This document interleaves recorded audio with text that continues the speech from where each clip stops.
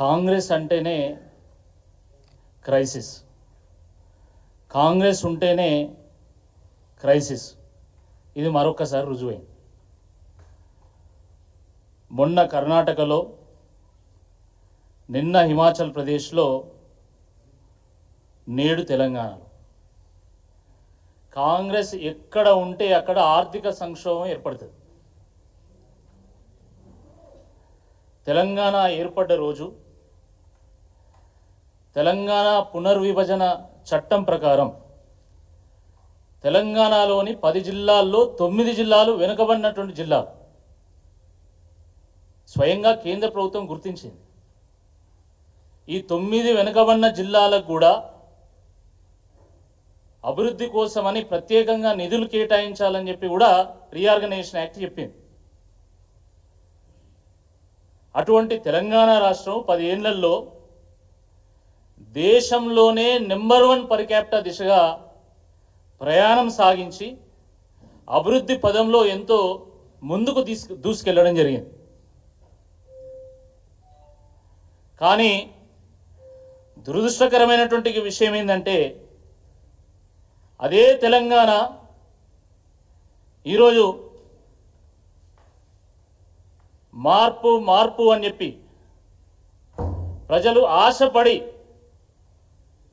కాంగ్రెస్ పార్టీకి అప్పచెప్తే కాంగ్రెస్ వాళ్ళు పీకి పందిరేసిండు,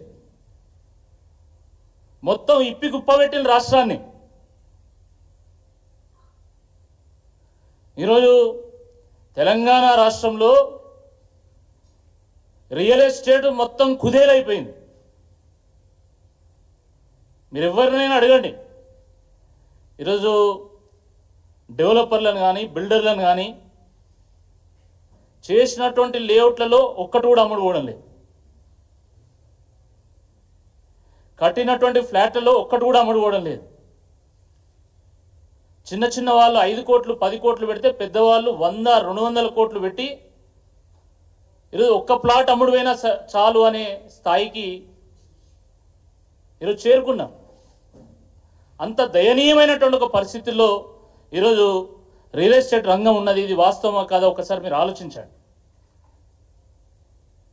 ఎక్కడికి పోయినా హైదరాబాద్లో ఈరోజు టూలెట్లు దర్శనమిస్తూ ఉన్నాయి.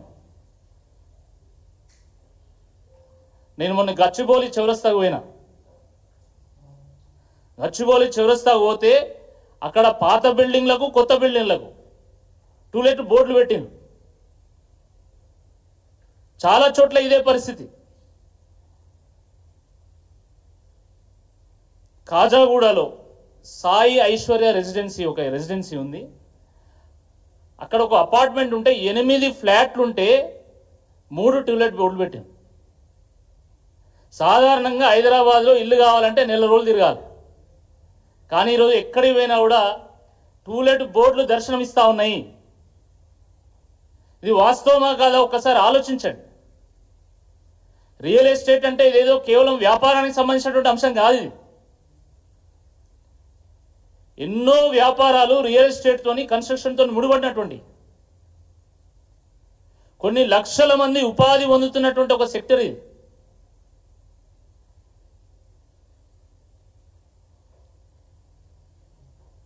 కేవలం రియల్ ఎస్టేట్ కన్స్ట్రక్షనే కాదు, ఈరోజు టెక్స్టైల్ ఇండస్ట్రీ మొత్తం కుంటుపడింది. క్లాత్ షోరూమ్లు పెట్టుకున్నటువంటి వాళ్ళని అడగండి, మాల్స్ వాళ్ళని అడగండి, మొత్తం సేల్స్ పడిపోయినాయి, తలలు పట్టుకుంటున్నారు. హాస్పిటాలిటీ ఇండస్ట్రీ అదే పరిస్థితి. హోటల్స్ పెట్టుకున్నటువంటి వాళ్ళని అడగండి, రెస్టారెంట్లు పెట్టుకున్నటువంటి వాళ్ళని అడగండి, బార్లు పెట్టుకున్నటువంటి వాళ్ళని అడగండి.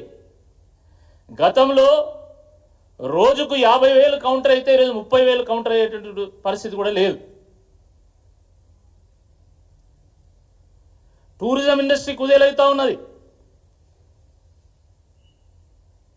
మార్కెట్లో ఈరోజు మనీ సర్క్యులేషన్ లేదు, రొటేషన్ లేదు, ఎక్కడ ఇన్వెస్ట్మెంట్స్ అక్కడ ఆగిపోయినాయి. ఇది వాస్తవం కాదు ఒక్కసారి మీరు ఆలోచించండి. దాని ఫలితంగా ప్రభుత్వము ఈరోజు గ్రామ పంచాయతీ సిబ్బందికి 9 నెలల నుండి ఇప్పటివరకు జీతం ఇవ్వాలి. 9 నెలలైంది. పారిశుద్ధ్యం పడకేసింది కంప్లీట్గా. గ్రామాలు మురికి కూపాలుగా తయారవుతా ఉన్నాయి. కేవలం వాళ్ళకి జీతాలు చెల్లించకపోవడం కాదు, గ్రామ పంచాయతీ నిర్వహిస్తున్నటువంటి ట్రాక్టర్లకు కనీసం డీజిల్ డబ్బులు ఇచ్చేటువంటి పరిస్థితి కూడా లేదు. డీజిల్కి డబ్బులు లేవు. ఎక్కడన్నా చిన్నగా పైపు లీకేజ్ అయితే దాన్ని సరి చేయడానికి కూడా డబ్బులు లేవు. బ్లీచింగ్ పౌడర్కు డబ్బులు లేవు. విద్యుత్ దీపాలు కొత్తవి పెడదామంటే పెట్టలేనటువంటి పరిస్థితి గ్రామాలలో. 2500 కోట్ల రూపాయలు ఈరోజు గ్రామ పంచాయతీలకు ప్రభుత్వం ఇవ్వాలి, కానీ ఇప్పటివరకు రూపాయి ఇవ్వలే. 1500 కోట్ల రూపాయలు ఉపాధి హామీ నుండి బకాయి పడ్డది ప్రభుత్వం, ఇప్పటికి రూపాయి ఇవ్వలే. ఎస్సీ ఎస్టీ హాస్టల్స్లో ఈరోజు అవుట్ సోర్సింగ్ ఉద్యోగస్తులకు ఇప్పటివరకు జీతాలు చెల్లించడం లేదు. గవర్నమెంట్ జూనియర్ కళాశాలల్లో, డిగ్రీ కళాశాలల్లో అవుట్ సోర్సింగ్ ఎంప్లాయీస్కి ఇప్పటివరకు రూపాయి చెల్లించలే. ఎస్సీ ఎస్టీ హాస్టల్స్లో outsourcing employees, social welfare పాఠశాలల్లో ఉన్నటువంటి అధ్యాపకులకు కూడా ఈ నెల జీతం నెక్స్ట్ నెల ఇస్తున్నారు. 5 డిఏలు పెండింగ్ ఉన్నాయి. పిఆర్సీ జాడ లేదు, ఇప్పటి వరకు ఊసు లేదు. ఇక రుణమాఫీ బండారం ఏదో నిన్ననే బయటపడ్డది.